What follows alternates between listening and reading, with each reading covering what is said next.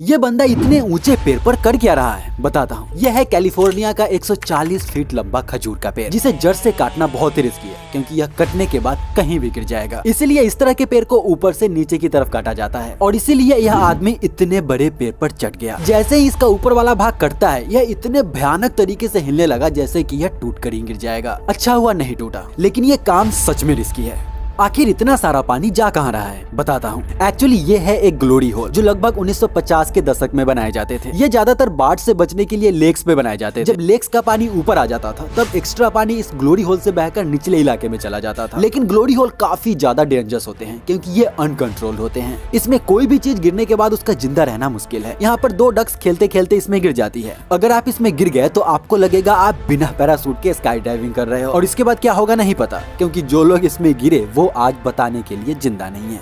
Snapchat वालों ये video देखो। ये है आदित्य वर्मा, जिसने प्लेन में बैठने से जस्ट पहले मजाक में अपने दोस्त को स्नैपचैट पे एक मैसेज लिखा, मैं तालिबान का मेंबर हूँ और इस प्लेन को उड़ाने जा रहा हूँ। और इस मैसेज ने उसकी जिंदगी बर्बाद कर दी। एयरपोर्ट वालों ने ये मैसेज पढ़ लिया क्योंकि उस टाइम उसका फोन एयरपोर्ट के वाईफाई से जुड़ा था और उस प्लेन के पीछे 2 फाइटर जेट लग गई जब तक कि वो प्लेन सेफली लैंड नहीं हो गया। और जैसे ही प्लेन लैंड हुआ, लड़के को गिरफ्तार कर लिया गया और कोर्ट ने उस पे $1,25,000 का फाइन लगा दिया। आपने ट्रेन के पहिए को गौर से देखा है? ऐसा लगता है यह फुल्ली सिलेंड्रिकल है, पर ऐसा है नहीं। यह एक तरफ से ज्यादा मोटा होता है और दूसरी तरफ से कम, और इसके एक तरफ एक बैरियर लगा होता है जो इसे नीचे उतरने नहीं देता। व्हील एक एक्सल के ऊपर फिक्स रहता है और जब यह मूव करता है तब ट्रेन का वेट पहिए को बाहर की तरफ धक्का देता है। लेकिन इसकी इंजीनियरिंग इतनी कमाल होती है कि जब एक पहिया नीचे उतरने की कोशिश करता है तब दूसरा पहिया उसे रोक लेता है। इसका इन्वेंशन ट्रेन के पिता जॉर्ज स्टीवेंसन ने 1814 में किया था। यह श्रिम्प जैसे ही इस केकरे को पंच मारती है, केकरे का टांग टूटकर अलग हो जाता है और एक झटके में उसकी डेथ हो जाती है। लेकिन इतना खतरनाक पंच आखिर कैसे बताता हूँ। इसका नाम है पीकॉक मैंटिस श्रिम्प। इसका पंच पूरे एनिमल किंगडम में सबसे फास्टेस्ट पंच माना जाता है। इतना फास्ट कि इसके फ्रिक्शन से वहाँ का पानी उबलने लगता है। इसका पंच एक गन से निकली बुलेट से भी 50 गुना ज्यादा फास्ट होता है। यह एक ग्लास को भी आसानी से तोड़ सकती है। ये कभी न उड़ने वाला पक्षी हमारे वातावरण को औकात से ज्यादा नुकसान पहुंचा रहा है। बताता हूँ कैसे। एक्चुअली जब ये अपनी पूंछ उठाकर पूप की पिचकारी मारता है तब इसके साथ एक गैस निकलती है, नाइट्रस ऑक्साइड, जो कार्बन डाइऑक्साइड से 300 गुना ज्यादा गर्म होता है। और चीन की दीवार तो स्पेस से नहीं दिखती, लेकिन पेंगुइन के पूप का ढेर स्पेस से भी दिखता है। मतलब ग्लोबल वार्मिंग तो इसी की वजह से हो रही है। हम इंसान तो बेकार में बदनाम है।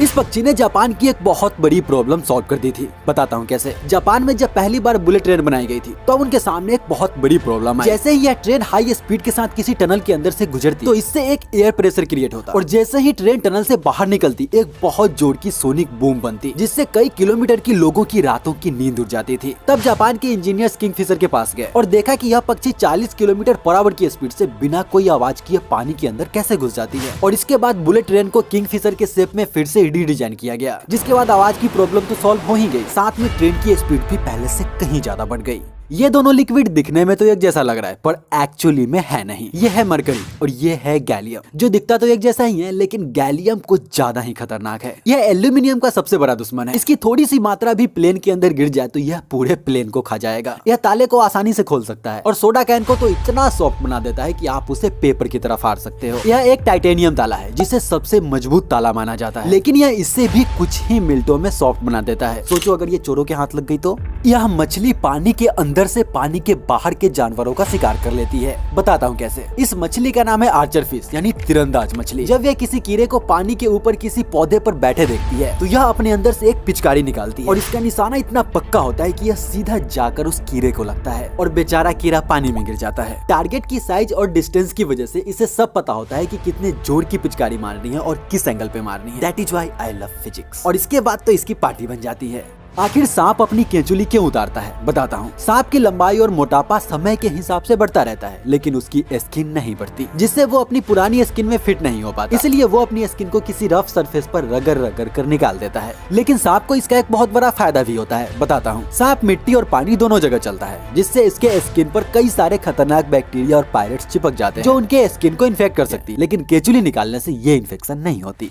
इसकी मम्मी इसके ऊपर थूक क्यों रही है, बताता हूँ। ये है मसाई ट्राइब्स जो अफ्रीका में पाई जाती है। ये इस बच्चे पर थूक नहीं रही बल्कि इसे आशीर्वाद दे रही है। कई बार तो ये ट्राइब्स अपने बच्चों को गालियां भी देती है ताकि बुरी शक्तियां गाली सुनकर भाग जाए। और ये लोग सिर्फ बच्चों पर ही नहीं थूकते बल्कि अपने मेहमानों पर भी थूक के उनका स्वागत करते हैं। और हाथ मिलाने से पहले भी ये एक दूसरे की हाथों पर थूकते हैं। एरियल मार्कर बॉल्स जो बिजली की ऊंची ऊंची तारों पर लगाए जाते हैं। ये आपको हर जगह नहीं दिखेगा लेकिन कुछ जगहों पर इसे लगाना जरूरी होता है। ऐसे बिजली के तार जो एयरपोर्ट के आसपास या पहाड़ों पे होते हैं, उन जगहों पे तो ये बॉल्स लगते ही हैं ताकि पायलट को दिख जाए कि सामने कोई हाई वोल्टेज इलेक्ट्रिक वायर है और वो सावधानी से प्लेन को बचा के ले जाए, क्योंकि ऐसी जगहों पे प्लेन सरफेस के काफी नजदीक उड़ते हैं।